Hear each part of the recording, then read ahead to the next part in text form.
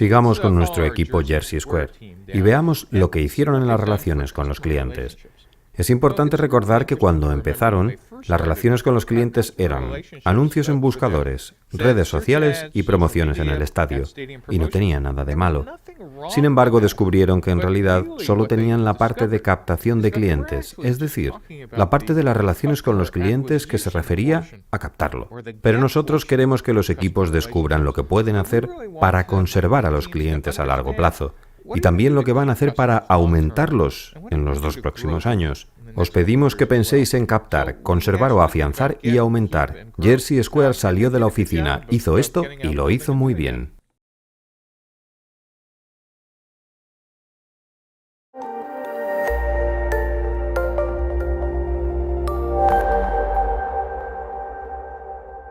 Hoy hablaremos sobre las fuentes de ingresos, cómo gana dinero su empresa.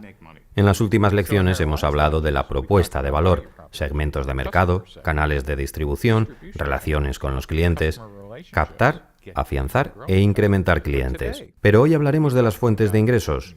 ¿Cómo ganáis dinero? Las fuentes de ingresos parecen algo muy sencillo. Responden a la pregunta, ¿cómo gana dinero la empresa de cada segmento de mercado?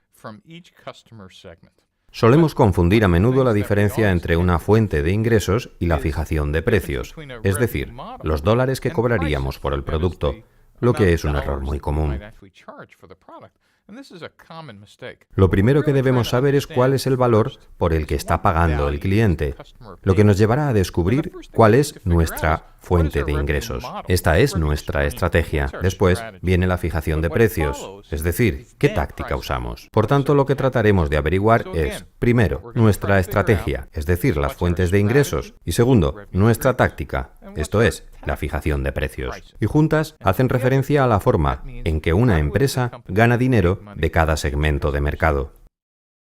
Esta lección me gusta porque hay una serie de errores comunes que cometen tanto emprendedores novatos como expertos al pensar en los ingresos y la fijación de precios. El primero es dar por sentado que entienden las fuentes de ingresos, decir, ya lo pillo, las fuentes de ingresos se refieren al precio, al dinero que le cobramos a los clientes. Error. La fijación de precios es una táctica. El segundo error, aun sabiendo que la fijación de precios es una táctica, es fijar el precio de un producto en base a su coste de producción. ¿Y de qué otra forma se podría fijar? Si me cuesta 99 centavos producirlo, cobraré $1,25, un precio bastante razonable. Luego veremos por qué esto podría ser un error garrafal y podrían perder dinero. Finalmente, el tercer error sería creer que para entrar en el mercado, nuestros precios deben ser inferiores a los de la competencia. Si ellos cobran $5,000, nosotros cobrar $4,000. Nadie va a pagar más de lo que pagan a las empresas ya establecidas. Esta es otra estrategia que nos llevaría a la quiebra. Todo esto depende de lo que acabáis de aprender sobre los clientes, su reacción ante la propuesta de valor y de todo el trabajo que habéis estado haciendo a pie de calle. Todo ello será de gran ayuda cuando reflexionéis sobre los ingresos y la fijación de precios. Ahora hablaremos de cuáles son nuestras fuentes de ingresos y dentro de ellas de cómo fijamos el precio del producto. ¿Y en qué consiste exactamente una fuente de ingresos? Es la estrategia que usa la empresa para obtener dinero de cada segmento de mercado. Por tanto, si tenéis segmentos múltiples, podríais tener múltiples fuentes de ingresos. Pero antes de entrar en detalles, definiremos la fijación de precios como las tácticas para fijar el precio. Esto es, cuánto dinero se cobra a cada uno de los segmentos, o bien si es gratis. Dicho esto, ahora analizaremos las fuentes de ingresos con más detenimiento. Lo primero que debéis saber es qué cantidad están dispuestos a pagar los clientes. ¿Y cómo saberlo? Bueno, el primer día estaréis sentados en clase o en la oficina, haciendo simples suposiciones, diciendo, hipótesis 1, estos son mis clientes. Hipótesis 2, estas son las funcionalidades que les interesan. Hipótesis 3, esto es lo que están dispuestos a pagar. Sin embargo, habréis hablado ya con un sinfín de clientes y sabréis qué es lo que estos valoran, información que usaremos para averiguar cuáles son las fuentes de ingresos y la fijación de precios. También habréis descubierto cómo pagan los productos hoy en día, así como lo que están pagando ya. Es decir, cómo y cuánto pagan. Dicho esto, veremos, en general, las opciones de fuentes de ingresos en el nivel más alto posible.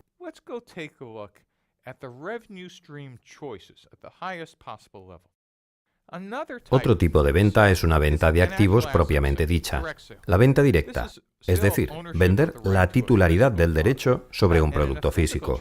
En un canal físico, por ejemplo, puedes comprar coches de marcas como Ford, General Motors o Nissan, comprar en las tiendas gigantes de Walmart o ir a la farmacia y comprar un termómetro.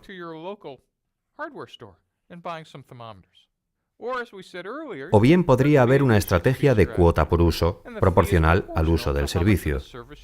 Algunos ejemplos son las compañías telefónicas, que cobran de acuerdo al uso del móvil, ya sea voz o datos, pagando una cuota proporcional a los servicios. En caso del desarrollo web, el servicio online de Amazon explica la explosión de la web, puesto que ya no tenemos que comprar hardware, sino pagar por usar su sistema o el tamaño de la base de datos.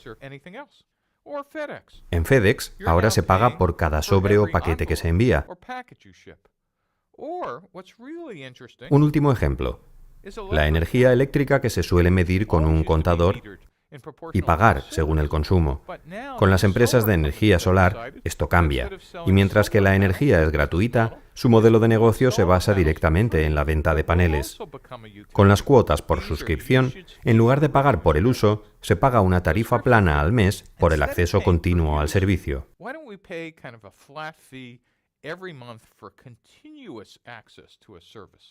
Un ejemplo sería Salesforce.com, en la que se paga por el uso continuado del producto. O quizá un mejor ejemplo sea Netflix, con sus descargas de vídeos.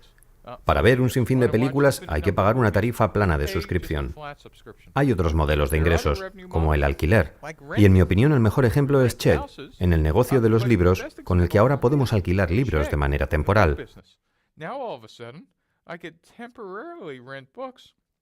O Borrowlensis, que fomenta el alquiler puntual de accesorios muy caros para la cámara, como equipos Hasselblad o lentes. En lugar de comprarlos, ¿por qué no alquilarlos por un tiempo? Y por supuesto, otro ejemplo internacional sería el alquiler de vehículos. En lugar de comprar un coche en cada ciudad, alquilamos uno al bajar del avión, así de fácil. Damos por sentado que podemos tener acceso durante un tiempo a automóviles, usarlos unas horas o días y después devolverlos.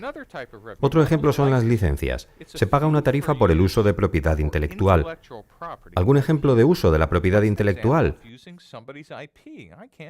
Bueno, si alguna vez habéis usado algún programa de un fabricante de ordenadores, os felicito si habéis leído alguna vez la letra pequeña, por ejemplo de Microsoft o Electronic Arts o incluso de Apple. No somos dueños del programa. En realidad lo usamos bajo una licencia. ¡Sorpresa! No podemos duplicarlo ni hacer 1 millón de copias y regalárselas a nuestros amigos. Hemos acordado con Microsoft o Electronic Arts pagar por la licencia para el uso en un ordenador, o si son generosos este año, quizás en el portátil, teléfono y en el ordenador de mesa. Pero no tenemos derechos ilimitados sobre su propiedad intelectual. Otro tipo de estrategia de ingresos podría ser una cuota por intermediación, que a veces encontramos en mercados y que consiste en una tarifa que se paga por reunir dos partes en una transacción. El ejemplo más conocido ahora mismo es Airbnb. No son los propietarios de todos los inmuebles que alquilan. Básicamente lo que hacen es organizar un acuerdo entre los dueños de los inmuebles y quienes desean alquilarlos durante una o varias noches. Para aquellos viajeros que necesiten un lugar donde alojarse, pero no quieran un hotel caro, pueden usar esta web como intermediario. Etsy, CafePress o eTrade son más ejemplos de intermediarios. En los productos físicos, el ejemplo típico es el de los agentes inmobiliarios. No son los dueños de las casas, pero prestan un servicio al encontrar la propiedad que deseáis comprar. Otra estrategia de fuentes de ingresos podría ser la publicidad. Si recordáis lo que hablamos sobre las estrategias de Google, Facebook, Spice o Mint, estas se basan en generar una cantidad enorme de usuarios para poder monetizarlos, es decir, para obtener dinero de ellos sin que estos paguen nada por el servicio que usan, como utilizar el buscador, sino que los utilizan para vender a los anunciantes.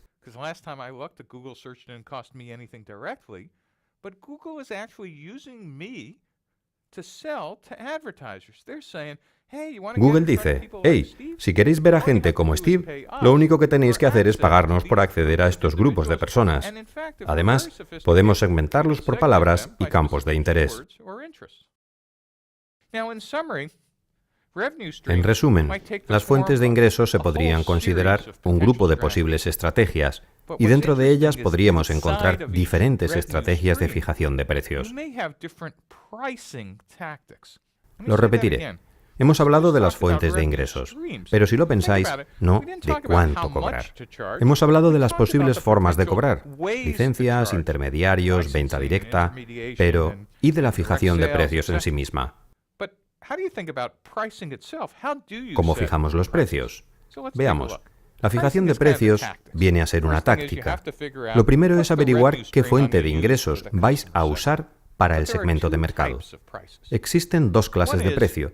Por un lado, tenemos los precios fijos, que como su nombre indica, son fijos, no hay regateo. A la hora de fijar el precio fijo, ¿cómo lo hacemos? Partiremos del valor que nos cuesta producir el producto y le agregaremos el margen de beneficio fijo, lo que yo crea que debería tener de beneficios.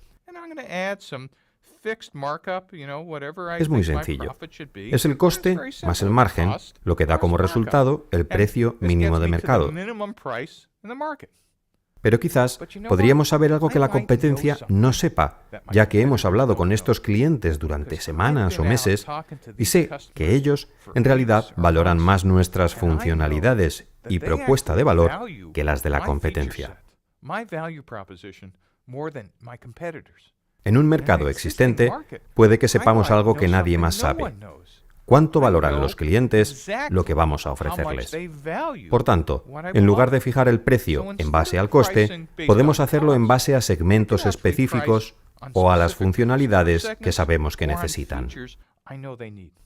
Existe una tercera forma para establecer precios fijos, el precio por volumen. Quizá queráis estimular un gran volumen de ventas porque tenéis economías de escala. En ese caso podríais fijar en $1.000 el precio del producto si se compran de 1 a 10 unidades, pero si se compran de 10 a 1.000 unidades, en $900. Por tanto, podéis seguir incrementando el descuento, y si se compran cientos o miles o incluso millones, en lugar de $1.000, les cobraremos 99. ¿Sabéis quién hace esto? Intel y los fabricantes de semiconductores. Quieren estimular volúmenes altos de compra y para ello han escalonado los precios. Por tanto, el coste más el margen, la fijación de precios y el precio por volumen son ejemplos de tácticas de fijación de precios. Hay otra forma de fijar los precios. La fijación de precios dinámicos, que como su nombre indica, cambian. ¿Cómo podemos tener precios que cambien? Pensábamos que los precios se anotaban en un papel y nunca cambiaban. Si lo habéis pensado alguna vez, los precios que se negocian, sí, se pueden escribir en un papel, pero eso solo es el principio. Los precios negociados son precios dinámicos. En las aerolíneas encontramos un tipo de fijación de precios dinámicos llamado gestión de rendimiento. Una vez que el avión despega, ya no se pueden vender esos asientos. Por tanto, un mes antes del vuelo, el precio de los asientos podría ser de $500. Una semana antes, subir a 600. Y una hora antes, bajar a $99, ya que el avión sale. Y si tiene asientos vacíos, no se percibirá ningún ingreso. Por tanto, la gestión de rendimiento, basada en la experiencia o el tiempo, es muy interesante. Hay programas de software o sectores como las aerolíneas y el alquiler de vehículos que ofrecen servicios perecederos y son muy buenos en ello. Otro tipo de fijación de precios dinámicos son los mercados en tiempo real, como por ejemplo el mercado bursátil y las subastas, como las de eBay. Repito, existen dos modelos de fijación de precios, fijos y dinámicos. ¿Cómo sabéis cuál usar? Debéis salir a hablar con los clientes. ¿Cómo compran actualmente? ¿Cuáles son las fuentes de ingresos asociadas a esas tácticas de fijación de precios? Debéis pensar continuamente cuál es la fuente de ingresos apropiada para cada segmento. Y dentro de esta, cuál es el modelo de fijación de precios adecuado, fijo o dinámico, y cuál vais a elegir.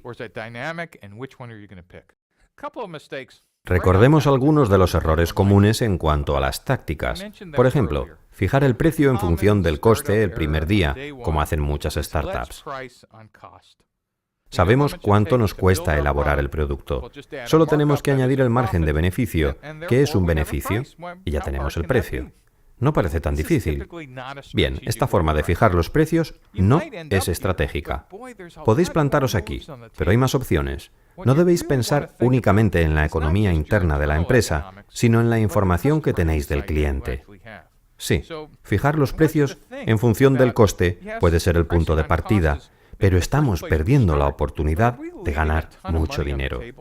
Una alternativa sería la fijación de precios según el valor. ¿Sabéis lo que piensa vuestro segmento de mercado acerca del valor de vuestra propuesta de valor? ¿Se trata de tiempo que ahorran? ¿Mayor eficiencia? Acordaos sobre los problemas y beneficios para este segmento. ¿Qué es lo que valoran? ¿Por qué les estáis ahorrando un montón de dinero? Los clientes no tienen por qué querer pagar un precio que no se base en el coste, pero los directivos de startups y marketing inteligentes pueden convencerles de que en lugar de pagar en función del coste, en realidad deberían pensar en que su empresa es única y que les proporciona el máximo valor, y no exclusivamente el producto más barato. Otro aspecto que influye en la fijación de precios y que debe tenerse en cuenta es el siguiente. En un mercado existente, acordaos que existen mercados existentes, resegmentados, nuevos mercados o mercados clon. ¿Debemos tener en cuenta a la competencia? ¿Hay monopolio, duopolio, oligopolio? Es decir, ¿hay jugadores dominantes que marquen la pauta de la fijación de precios en nuestros mercados? En este caso debemos saber qué producto ofrece la competencia, cuáles son los costes y precios, qué precio hará que se sientan peor, y sobre todo, ¿podemos usar estrategias como vender a precios inferiores, crear valor a través de la innovación o crear un nuevo nicho de mercado? Todo esto se debe tener en cuenta. Si hay jugadores dominantes en un mercado existente, podríais utilizar la fijación de precios como una estrategia, no como una reacción. Algo que quiero resaltar, ya que lo hemos mencionado, es la diferencia entre los mercados unilaterales y los multilaterales. En los mercados unilaterales, el cliente es tanto usuario como pagador. No hay usuarios ni pagadores aparte. Y eso sois vosotros. ¡Felicidades! Sois los clientes y vais a pagar por el producto. Sin embargo, en los mercados multilaterales puede haber usuarios, pero también otras personas, que serían los pagadores. El ejemplo que seguimos usando es Google, porque todo el mundo, en algún momento, ha sido usuario de Google. Cuando usáis la barra de búsqueda de Google, una parte del mercado multilateral. Sois los usuarios, pero no el pagador porque no estáis pagando el producto. Aunque en realidad sí lo estáis pagando, de manera implícita, porque existe otra parte, que son las personas que usan Google AdWords para buscar palabras clave. En los mercados multilaterales, la startup se suele preocupar de captar una cantidad enorme de usuarios y después encontrar la forma de monetizarlos.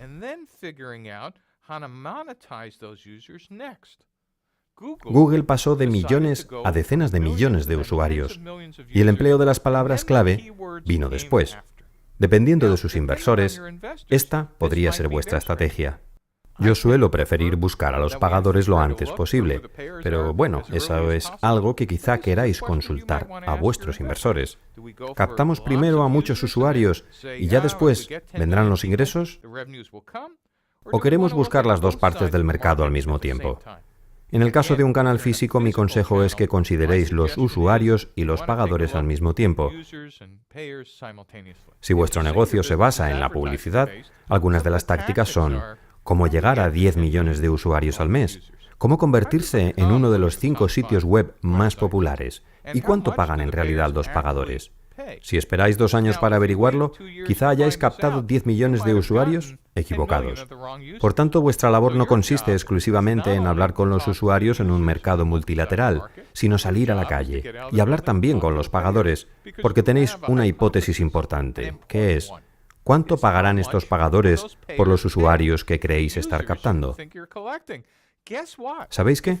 Si os equivocáis, el momento de darse cuenta es ahora, no dentro de 2 años.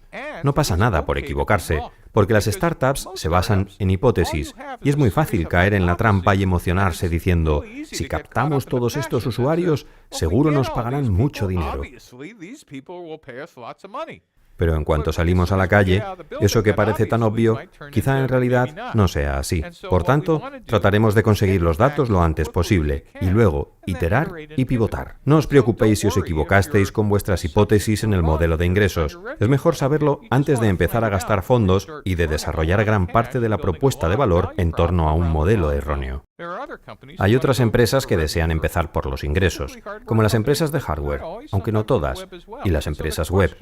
En este caso nos preguntaremos cuánto tardaremos en duplicar los ingresos cada mes. ¿Cuándo llegaré a tener ingresos de $100.000 al mes? ¿Y de 1 millón? ¿Qué perspectivas tenemos sobre la empresa si alcanzamos estas cifras? ¿Qué cambios debe haber para llegar a este punto? ¿Cuándo llegaremos a los $100.000? ¿Qué tiene que pasar en los otros elementos del modelo de negocio? ¿Qué hace falta para llegar a los $100.000 al mes? Al primer millón al mes.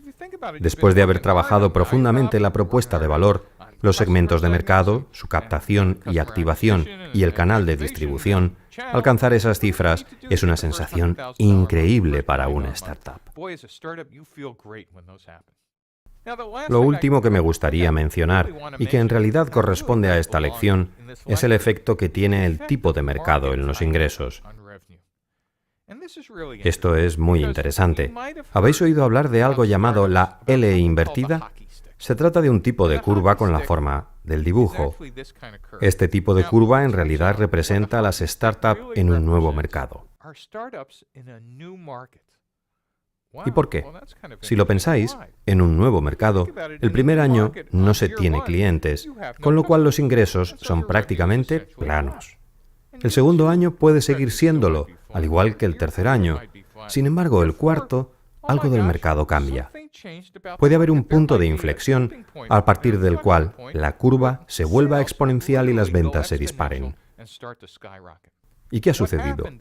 Que en un mercado que no existía, todas las cosas convergen, dando lugar al año de la educación en línea, o al año de crear contactos, o el de los teléfonos móviles y los smartphones. Lo malo de la mayor parte de las startups que están en nuevos mercados es que tienen una curva con esta forma, lo que les lleva a la quiebra.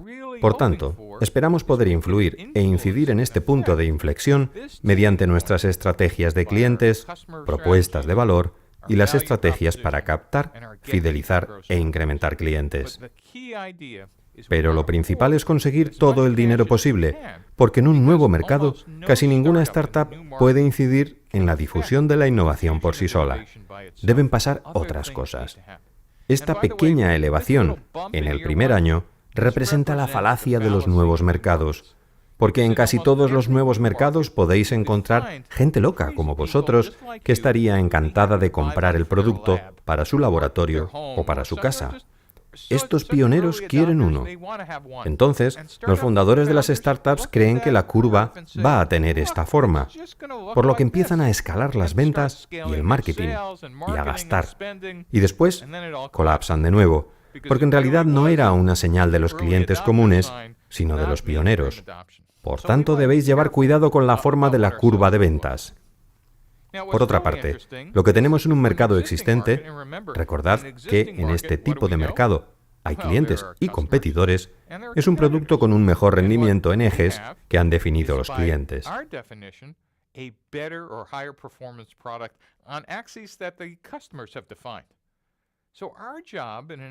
Nuestra labor en un mercado existente consiste en ir ganando participación en el mercado a las empresas ya establecidas.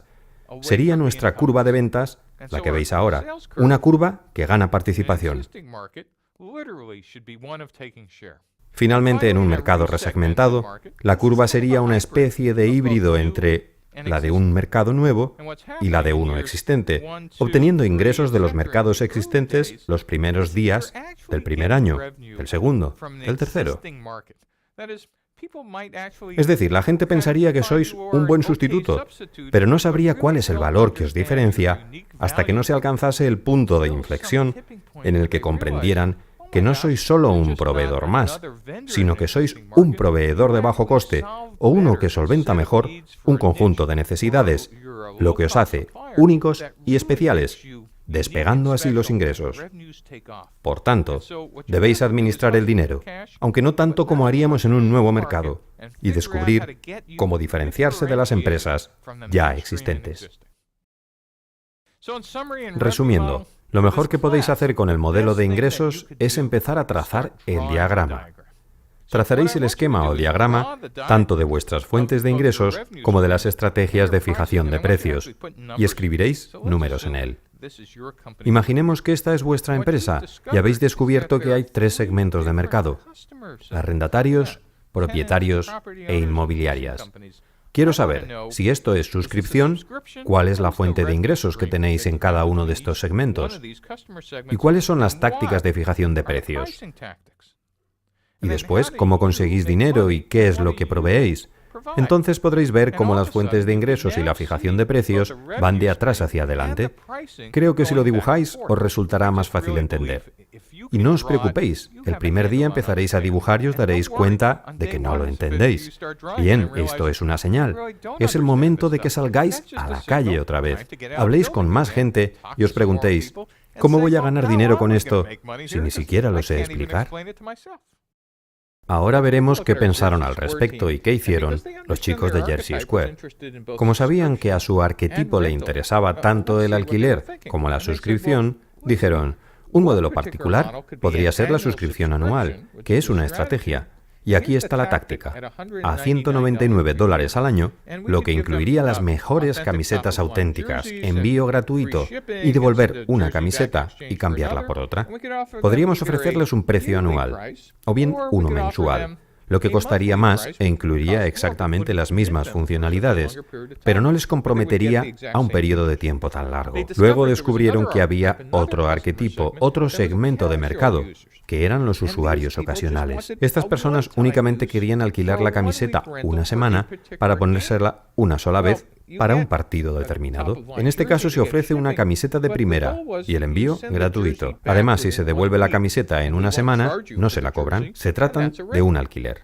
Por tanto, tienen 3 modelos de fijación de precios que someten a pruebas A, B para ver su flexibilidad.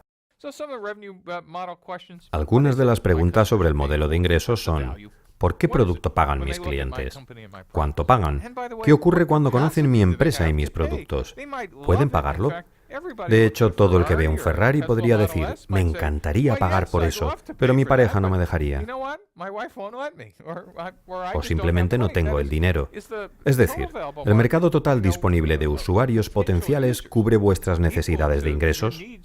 Quizá hayáis desarrollado un producto tan caro que el segmento al que lo dirigís no se lo puede permitir. Entonces, ¿cómo empaquetaréis vuestro producto? Y no me refiero al paquete que lo envuelve.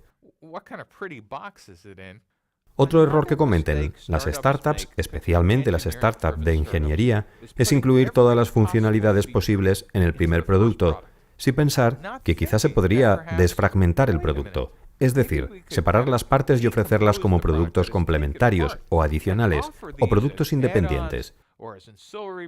La forma en que empaquetéis los productos no debe ser una decisión exclusiva de producción, sino que debería basarse en el valor. Y como ya hemos dicho, lo mismo ocurre con la fijación de precios. ¿Cómo vais a fijar el precio? ¿Qué tácticas vais a emplear? Algo en lo que deberíais pensar también es el tamaño estimado del mercado y la cuota que, siendo realistas, podríais obtener. ¿A cuánta gente podéis vender con vuestro canal de distribución? Si tenéis personal de venta directa, haced los cálculos. ¿A cuántos clientes pueden llamar y a qué precio? A medida que organicéis esto en una hoja de cálculo, empezaréis a crear la hoja de balance, el estado de ingresos y el estado de flujo de caja, lo que todavía no os hemos pedido que hagáis. Lo dicho hasta ahora se resume básicamente en cómo obtener los datos básicos para organizar un modelo de ingresos que se base en datos reales y no ficticios. Por tanto, pensad, si tenéis una fuerza de ventas directa, ¿cuánto pueden vender en dólares? O si empleáis un canal indirecto, ¿cuánto venden a otros clientes? ¿Cuánto costará tener este canal de distribución? Con suerte, en la última lección empezaréis a pensar en el coste de vuestro canal.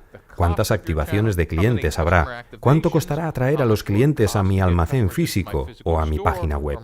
Y como ya hemos dicho antes, ¿cuánto costará captar a un cliente? Y no solo cuál es el coste de captación de clientes, sino cuál es el valor del ciclo de vida de estos y en qué beneficio se traducirá mi esfuerzo.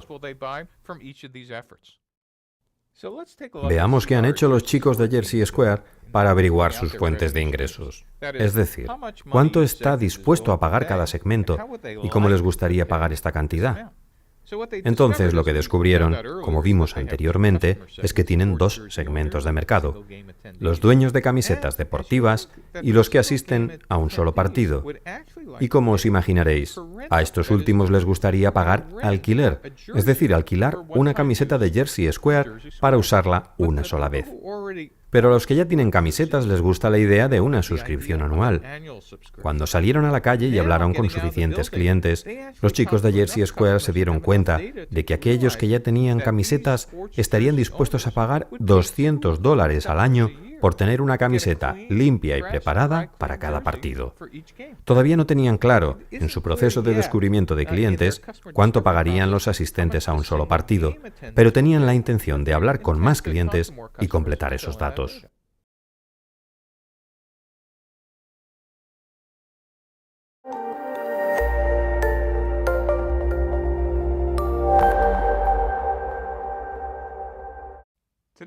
En esta lección hablaremos sobre los socios.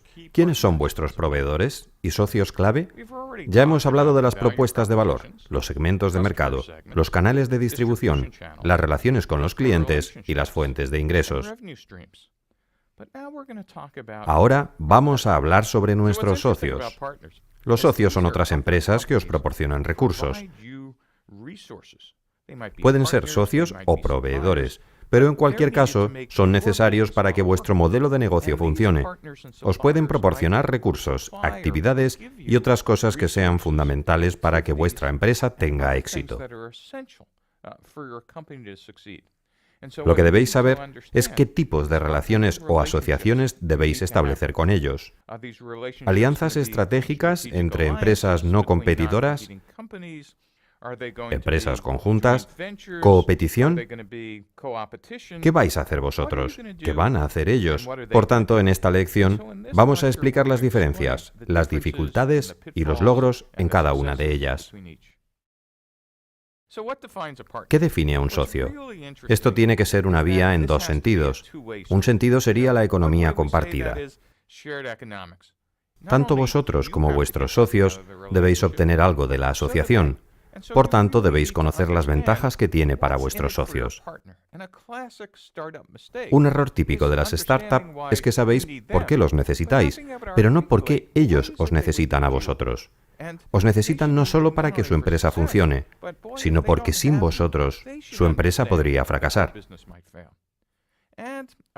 Un socio también podría adaptar la forma de desarrollo o invención conjuntos, o podrían tener clientes en común. Conviene recordar que toda la bibliografía que habla sobre asociaciones se refiere a asociaciones entre empresas del mismo tamaño. Pero vosotros sois un grano de arena para la mayoría de los posibles socios. Sois una startup, con lo cual apenas os verán. Por eso hay algunas dificultades, algunas cosas de las que hablaremos a lo largo de los próximos vídeos. ¿Qué recursos pueden ofrecer los socios? Obviamente, si tienen algo que necesitáis y que normalmente tendríais que desarrollar, os lo venderían o os venderían la licencia, lo que os permitirían salir más rápido al mercado. Podría ser también un producto o servicio complementario cuya fabricación no pudierais pagar o que no pudierais obtener durante un tiempo, lo que os permitiría ofrecer un portafolio de productos más amplio. Sí, también podríais desarrollarlo, pero ¿por qué gastaros el dinero en hacer algo en lo que ellos están especializados? Sería más fácil comprar el producto en el que ellos se han especializado, integrarlo en el vuestro y así os podréis centrar en vuestro negocio. Para las startups, diferenciar entre qué vamos a focalizar y qué se necesita en cuanto a actividades, recursos y proveedores es una estrategia real. Las asociaciones no son una especie de complemento, sino que permiten sacar provecho de la información que tenéis sobre los clientes o de la experiencia de otros. La última razón para establecer asociaciones es que podrían ser socios del canal o socios en el extranjero, para nuevos mercados a los que no pensabais acudir próximamente, permitiéndoos de esta manera generar una fuente de ingresos a la que no habríais tenido acceso en años. Veamos ahora los tipos de socios. Dos de los conceptos más interesantes son las alianzas estratégicas y la idea del producto completo. Es imposible que el primer día vuestra startup pueda brindarle a los clientes convencionales una solución completa. No tenéis tiempo, ni dinero, ni recursos suficientes para cumplir con cada una de las cosas que una de las 1000 empresas más grandes, según la revista Fortune, quiera que les proveáis. Por tanto, la idea es usar las alianzas estratégicas para complementar vuestro principal producto con otros productos o servicios. Puede ser formación, instalación, servicio, es decir, rodear vuestro producto de otros recursos para ofrecerlo al cliente convencional. Por ejemplo, en 1996, Starbucks se asoció con Pepsi para embotellar, distribuir y vender Frappuccino, lo cual les dio acceso al enorme canal de distribución de Pepsi. Ahora, una advertencia. Lo que he dicho es desarrollar el producto completo para ofrecer a los clientes convencionales una solución completa. Pero las startups suelen cometer el error de pensar que están vendiendo al cliente convencional el día que hacen el primer envío. Resulta que la mayoría de startups que no están en un mercado existente no venden al cliente convencional, sino a locos como vosotros. Y esas personas, a las que llamamos primeros evangelistas, están encantados de armar ellos mismos el producto. Por tanto, todas las actividades de desarrollo comercial que las startups preparan para el primer envío a clientes, en realidad se podrían posponer hasta que se capten los primeros evangelistas, ya que son ellos los que, una vez construyen el producto, pueden ayudarte a completarlo. Así que pensad en las alianzas estratégicas, pero no creáis que necesitáis un director de desarrollo comercial y todas esas soluciones el primer día, y pensad en el orden en que ocurren. Estaría mal por mi parte si al hablar de las alianzas estratégicas no mencionara la mayor que se ha hecho hasta ahora, que es la que hizo Steve Jobs en Apple cuando creó el iPod. Jobs sabía que el iPod era un dispositivo extraordinario, pero sin el software iTunes no era más que otro trozo de metal.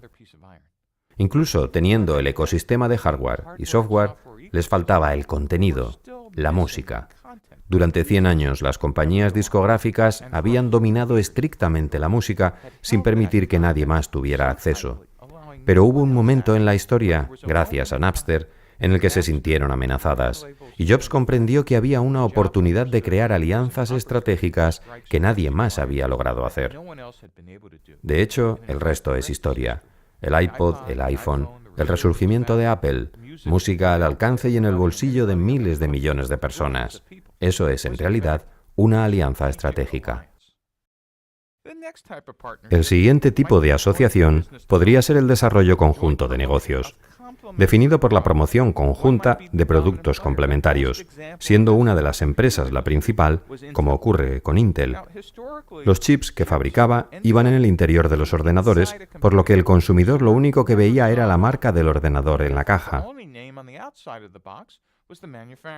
Pero Intel cambió esta fórmula en los 80 y pensó: ¿y si pagamos a los fabricantes de PC para que pongan la frase Intel Inside en la caja?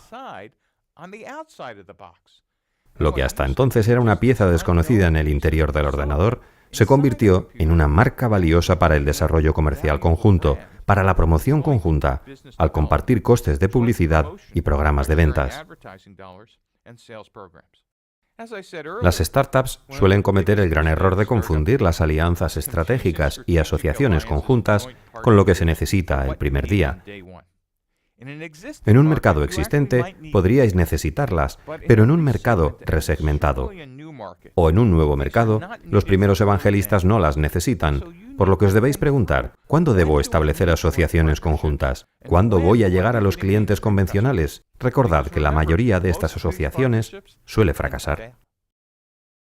Aparentemente, el siguiente tipo de asociación es el menos probable. Cuando los competidores se unen para hacer algo por el sector, como por ejemplo ferias comerciales, asociaciones del sector, etc. El Grupo de Acción de la Industria del Automóvil tiene 900 miembros que compiten entre ellos para vender los mismos productos. La Semana de la Moda de Nueva York es otro ejemplo. Todos los proveedores de la moda de alta costura se reúnen y trabajan juntos para promover una visión común del sector. La coopetición o competencia corporativa es otra área potencial para encontrar socios. Las especificaciones del sector, los comités técnicos. Veréis competidores que fuera de ese ámbito, por lo general, lo único que hacen es atacarse unos a otros al tratar de definir unas especificaciones técnicas comunes. El último tipo de asociación se produce con los proveedores clave. Existen dos tipos. Uno, la subcontratación de una parte de la empresa con un tercero, como la contabilidad o una parte de vuestras ventas. Por ejemplo, los médicos delegan el análisis de radiografías a técnicos habilitados para ello. Vuestra cadena de suministro podría ser otro ejemplo, o incluso podríais subcontratar una línea completa de producción a una empresa externa, similar a lo que hace Apple con Foxconn. O bien tener proveedores directos tradicionales. Ellos se limitan a enviar vuestros componentes, materias primas, hierro y mineral de hierro para fabricar acero, etc.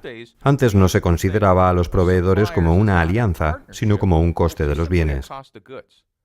Ahora sabemos que para optimizar el uso de nuestros recursos, necesitamos establecer una relación en la que se les trate como socios. Tanto ellos como nosotros tenemos que estar implicados para ganar. Comprender que esto es más que una simple transacción financiera. Así que a medida que crezca vuestra startup, buscad socios, tratad de establecer relaciones largas y duraderas.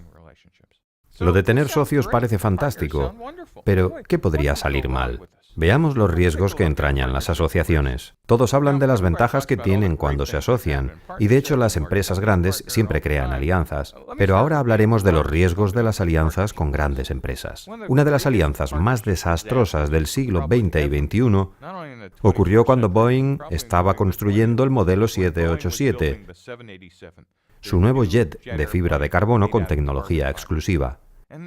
Decidieron ir más allá y hacer algo que ningún otro fabricante de aviones había hecho nunca. En lugar de que Boeing fabricara todas las piezas, externalizaron los riesgos de fabricación a socios diferentes en distintos lugares del mundo, aunque los técnicos de maquinarias de Boeing les sugerían, no hagan eso, son 50 años de experiencia fabricando estos componentes. Pero Boeing, a raíz de otras presiones financieras y del sindicato, pensó que sería una estrategia mucho más inteligente fabricar el fuselaje central en Italia, los estabilizadores en otro lugar, el fuselaje delantero en otro diferente, hasta que de repente su cadena de suministro estaba esparcida por todo el mundo y la mitad de las piezas las habían hecho personas que nunca antes habían fabricado componentes de aviones. En el papel parecía estupendo, les ahorraría enormes costes de fabricación, pero resultó ser la peor decisión comercial del siglo XXI, ya que fueron contables los que decidieron, no ingenieros. Los socios de Boeing retrasaron el programa unos 3 o 4 años porque se tuvo que trabajar el doble. Las piezas no encajaban o no funcionaban, y estos eran simples muebles. Eran aviones que iban a transportar a cientos de personas y no había posibilidad de cometer errores. Boeing tuvo que volver a contratar a gran parte del personal del que había prescindido y reintroducir su experiencia y supervisión. He nombrado a Boeing no para criticarlo, sino como ejemplo, para que comprendáis que incluso las empresas más inteligentes establecen asociaciones que parecen geniales en el balance, pero al fin y al cabo, los balances no determinan las alianzas, las determinan la competencia técnica, las necesidades de los clientes y la capacidad de entregar un producto terminado de buena calidad. Ahora pensemos en los riesgos de la gestión de alianzas. El más grave es lo que yo llamo incompatibilidad de impedancias, es decir, una startup apenas aparece en el radar de las grandes empresas. De hecho, todo el personal de vuestra empresa probablemente sea menor que el personal administrativo del presidente de alguna de estas empresas. Otro riesgo. El cronograma más prolongado de vuestros socios se convierte en vuestro elemento más prolongado. ¿Y esto qué quiere decir? Lo he visto muchas veces. Las grandes empresas dicen, decidiremos eso en la reunión de planificación. Entonces vosotros preguntáis, ¿y cuándo es la reunión de planificación? Ah, esta reunión es trimestral. 90 días es mucho para una startup, ya que éstas toman decisiones en 1 hora y media, y de repente su cronograma más prolongado para la reunión de planificación y toma de decisiones se convierte en vuestro elemento más prolongado. Y si trabajáis a un ritmo intenso, como buena startup, vuestros socios os están retrasando. El tercer aspecto es que cuando usáis alianzas estratégicas o empresas conjuntas, no está claro a quién le corresponde el cliente. Y de hecho, si estuviera fijado, las grandes empresas dirían, tenemos a 1000 trabajadores, no os preocupéis, ya nos encargaremos nosotros. Vuestro producto para esas miles de personas podría ser un pequeño asterisco en la página 49 de su lista de precio de venta. Cuando creéis empresas conjuntas, aseguraos de quién tiene la visión, porque los productos creados por consenso quizá sean lo peor para una startup, ya que los objetivos suelen ser distintos.